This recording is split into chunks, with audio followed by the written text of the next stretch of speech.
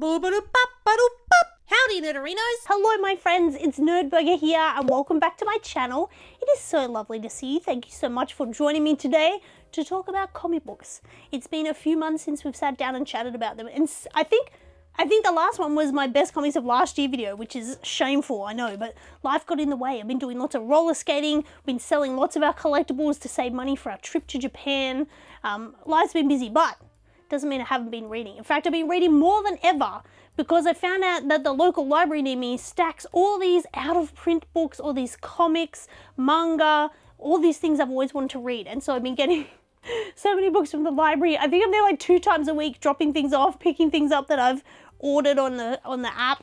How good are library apps? Anyway, it's amazing. So I've been reading more than ever, and I have 4 things I wanted to talk to you about today. Some stuff from the library, a nice chunky manga, and a new single issue series. So please sit down, relax, and let's chat about comic books. So let's chat about this bad boy here. It is My Name Is Shingo by Kazuo Umezu. This guy usually does like horror manga, really dark horror manga. He did Drifting Classroom, if you've ever read that. That manga is so terrifying. I originally got that from the library like 10 years ago. So good. But this one's more of a sci-fi book. It follows the story of this little kid named Satoru, and Satoru is obsessed with robots. He absolutely adores them. And he's super pumped when he finds out his dad's work is actually going to be getting a robot. And his dad's work won't allow anyone to visit this robot straight away, right? So this kid has to hear about this robot non-stop. They named the robot Monroe at the workplace and put a picture of Marilyn Monroe on top of the robot. And the boy waits and then finally one day his school announces that they're going to go visit this robot at his dad's factory. It's a really big deal. And the minute Satoru meets this robot, he just instantly feels a connection and a bond with it. It's just a robot that helps build machines, but he just adores this robot. Together with his new friend Marin, Satoru visits Monroe the robot and learns how to reprogram it. My favorite part about the comic is the fact that it's from 3 perspectives. You've got Satoru, Satoru's father, but also the robot itself is telling you its story through the comic. It's so cool, and you kind of just keep waiting because Kazuo Umezu is well known for horror. You keep waiting for that other shoe to drop when the horror's going to kick in, but it hasn't quite kicked in volume 1. I know it's going to because it is a comic about, you know, a robot learning about humans. How will its programming change? We all know it's going to end terribly, but at the moment, I just feel like I like their relationship. I like the Monroe-Satoru relationship. It's a bit of a friendship. The robot's learning about the little boy. Let's hope it continues that way, but it's not going to. When I was telling Liam about this comic, I couldn't help but reference the movie Tetsuo, if you've ever seen that, Tetsuo the Iron Man. But that kind of metal imagery with all the pipes and overlaying cogs and the look of Tetsuo is what I feel like Umezu has done with this comic, especially towards the end of the comic, this first volume. It won't break the story, but there's just this beautiful double-page spread of the interior of a robot and all those cogs and wheels and wires. It's so beautiful and so haunting at the same time, and I get that similar eerie feeling that I get watching Tetsuo. It's funny, you know, because the comic was made in 1982 and they're already having discussions about AI and robots taking over the world and taking the place of humans and humans losing their jobs. They were already having that discussion, and now more than ever with the introduction of AI art working so well and robots actually taking over the jobs of humans, this comic couldn't be more relevant, and it is such a good read. It's dark, it's haunting, and I just am a little nervous about where they're going to take us on the journey. I'm going to read it, but I don't feel like it's going to be fun. I think it's going to be very upsetting. It is no surprise to anyone that I'm a massive X-Men fan, okay? It speaks to me very obviously why I love X-Men. I'm only a new fan of X-Men. I've only been following it for probably 10 years, and it's all very new and exciting still for me. I'm a massive fan of Jubilee and Beast and Wolverine and Dazzler. I just love X-Men, all right? And so when the new TV series, the animated series dropped, I was like, right, I'm gonna wait until it's all out and then watch it in one go. But sure enough, a customer came in and ruined episode 5. I was so angry, guys. Oh my God. And I was like, right, I'm just gonna have to watch this. And thanks to my friends Blake and Kim, they gave me their Disney code and I was able to watch, and I'm up to date, episode 6, right? And it has fueled my passion for X-Men more than I think it ever has. All I can think about is X-Men, and the minute that new episode came out, boom, I was there watching it. I love X-Men and I just want more and more X-Men. However, I don't enjoy current X-Men comics at all. I'm not a fan of Hickman's writing.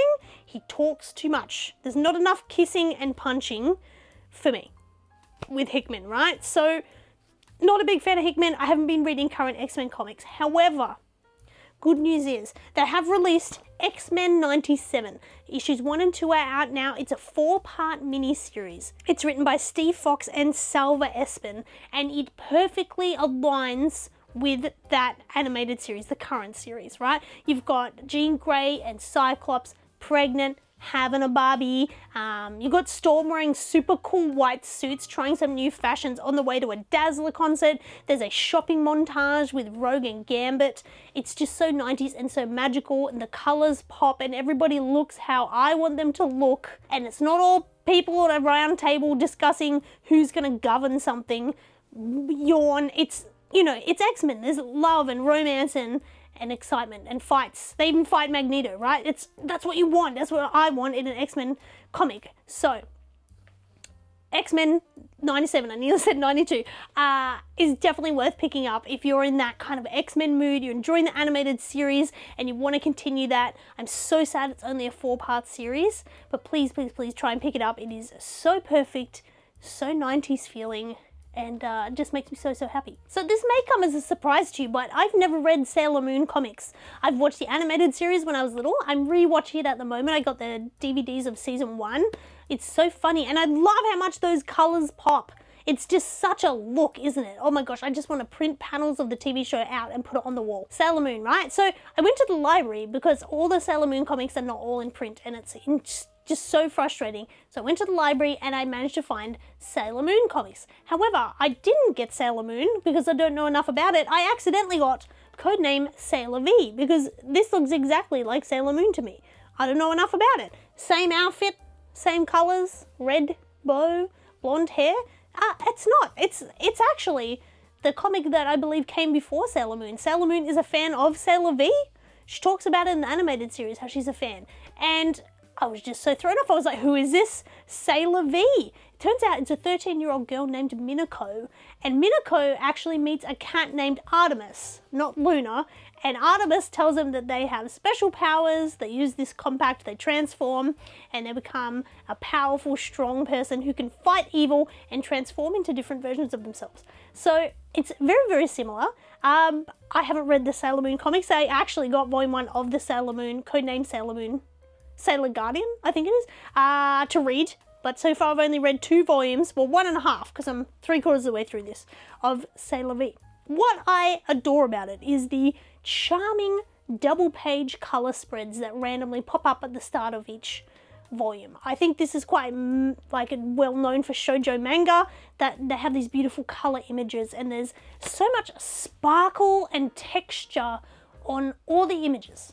Even when it's not coloured, there's like little bubbles or flowers or sparkles, and I've never read a comic like that before. It is just so much fun to read. Each page has a completely different panel structure than the one before it and the one after it. You never know what the character's going to be doing. It just feels very feminine and beautiful to read. It's a real feast for the eyes. However, there are a lot of problems with this comic. I really enjoyed the storylines where Minako, a lot of their fascination in the first volume comes for their passion for idols, and I currently am a little bit obsessed with K-pop and 80s J-pop idols, right? And so I get it, and she's really obsessed with these idols, and then, oh no, it turns out they're actually controlling you through a TV show or through a concert, and then she saves the day. And I found that very enjoyable. But there are plot lines in this which I'm sure you will all remember, and from the TV series, that focus on horrible things. And one of them is a volume where they all get fat from an idol telling them to eat this candy or this chocolate, and then they save the day by this random guy that shows up and throws down this candy that just instantly makes them thin again. And I found that so worrisome and problematic. I mean, it was the 80s and it's Japanese manga. I think a different way. So I just had to accept it, but there was a really hard one to read. other than that, I'm really enjoying it. I love the art style. I am so excited to find out all about Sailor Venus and what they want to do with their life and how they're going to save the day. And it's just such a quick read. You don't have to read it in order, really. You can just read any issue at any time, which I think is the idea in Japan when they come out with those weekly or daily manga volumes that you can just pick up a random one and enjoy a story of it. It's just fabulous, and I'm having a really good time, and now it's made me really obsessed with Sailor Venus and Sailor Moon. The other thing I've been really obsessed with at the moment is an anime called Nana, and I've been watching it. I've had to watch it on the internets because there's nowhere in Australia that shows that anime, which is infuriating. I absolutely adore it. I love the art stylings. It's by Ai Yazawa, and they did a whole bunch of comics that are really fashion focused, and everything just looks cool, and their outfits are awesome. And I just adore it. When we're in Japan, we're actually going to go to the cafe where they wrote, well, it's moved now, but it's like part of Nana is set in this bar, cafe, this American type bar and cafe, so I'm very excited. Apparently they have some of the drawings that Ai Yazawa did themselves in a glass cabinet there, so that's exciting for me. But I can't get a hold of the Nana manga because it's ridiculous. It's been reprinted like once since the original English printing. I missed it. And now I can't get it. And it's no joke, like $1,000 to get. I think it's 22 to 25 volumes. I can't remember the exact amount of volumes. And I just can't get them. I cannot get these things. So I'm not going to read it online. I do not read comics digitally. I get migraines. I'm not going to do it. So I just have to wait until they reprint it, or I can afford to buy all these volumes, or perhaps because I'm actually learning Japanese again at the moment. It's very exciting. I'm nearly all the way through the hiragana alphabet and I can say a few sentences. It's very exciting. Maybe I can get some volumes in Japan because it'll be a lot cheaper, and I can try learning my Japanese and practicing my Japanese by reading them, which is probably a really good idea. In fact, I probably will do that. Anywho's, couldn't get Nana, and so I got the manga's Neighborhood Story, which is really fashion focused, and then I actually read the sequel to that called Paradise Kiss. Well, you look at the size of this manga. It's a 20th anniversary edition. My boss got this in for me. I was so excited. I mean, this is really fashion focused as well. Absolutely adore how she draws clothes. Paradise Kiss follows Yukari, who is a final year school student who's working on their final exams, and after school one day they bump into this person called George, and George is very fashionable and cool, and I was really excited when they introduced the character George because they referenced the movie Velvet Goldmine and that he's inspired by it. Velvet Goldmine was my entire life as a teenager. It helped me figure out my identity. It helped my entire fashion look. I dressed like a glam rocker for ages. I love that movie, and I've never heard anyone reference it, let alone in a Japanese manga. It was so exciting. Anyway, back to the story. So she meets these people and they go to this place called the Atelier, and there she meets all these other fashionistas that are working on this brand known as Paradise Kiss, and they're going to make this amazing dress for a fashion show, and they want her to be the model. And they actually make her change her name to Caroline, which I thought was very odd, but she changes her name to Caroline for her new identity of being a model and being a superstar. That's the plan. So she decides she's going to quit school, even though she's got her last, schooling to do, quit it to become a model and to model this dress for these people. It is a bold move by Caroline, that's for sure, but that's what she's going to do. Parents don't agree, so she instantly moves in with George, her current love and boyfriend, and thus begins what I would call kind of like an Alice in Wonderland. She's just going down this rabbit hole of a new life and wanting to be more adult than she is. I adored this comic. I literally just finished it right before filming this. It took me a long time. It's a lot of volumes in one book. I found the relationship between her and George to be extremely problematic and worrisome, but the kind of relationship that young girls do find themselves in because they're stupid. We all do stupid things. Really love the fashion. I can't stress that enough, seeing all the beautiful dresses. So much so that there's a company in it called Happy Berry, and this character named Miwako is the sister of the person that owns the brand Happy Berry, and they talk about Happy Berry all the time, and Miwako's outfits are so adorable and so cute, and it made me really get nostalgic for that like early 2000s fashion outfits. And I got out all my old fashion magazines from Japan and realized that I actually sold my Fruits book like an idiot, and now I have to pay $200 to get that book back. Anyway, that's kind of fashion that's in it, and I just like the whole idea of Happy Berry. And Miwako actually really reminds me of the character Cute Girl from the comic book Snot Girl, if you've ever read Snot Girl, and I actually wonder if he borrowed the idea of the character from Paradise Kiss, because it's just, they really feel similar, very similar, both really into fashion, both those cutesy looks, both really tiny and petite. Yeah, they're very, very similar characters.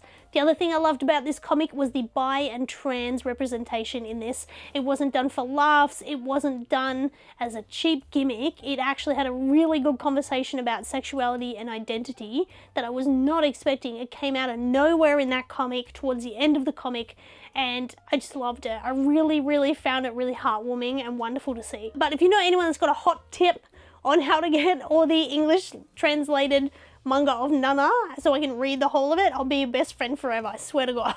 No joke, thanks to the library, I think I have read at least 100 volumes of comics / manga since January. At least.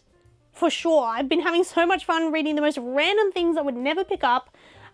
It's just a really good time. So check out your local library. Your local library often does their orders through comic book stores, so it can help the comic book industry by reading from the library. Tell them you want more comics, tell them what you want, and they might come and purchase them from my store to supply the library. It's a good system, right? Hope you guys are well. Let me know what you've been reading in the comments down below, and if you're enjoying that new X-Men series. Why do we have to wait a week for an episode? And it makes me sad because I know that we're just getting this season and I don't know if they're making more, are they? Oh my gosh. Alright, have a great day. Love you, and I'll see you soon.